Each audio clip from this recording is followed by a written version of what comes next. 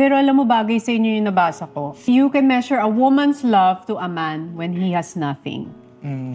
And you can measure a man's love to a woman when he has everything. Diba? Ganun ka. Kasi minahal mo siya nung walang-wala pa kayong dalawa. Kaya parang sa isang lalaki, diba? Yun yung klase ng babaeng i-value mo at saka aalagaan mo. Kasi hindi ka nito minahal dahil sa kung ano man yung naibigay mo sa kanya, kung anong meron ka.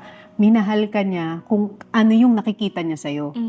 Diba? Minahal niya yung potential mo, minahal niya yung pangarap mo, minahal niya yung the man you are trying to be.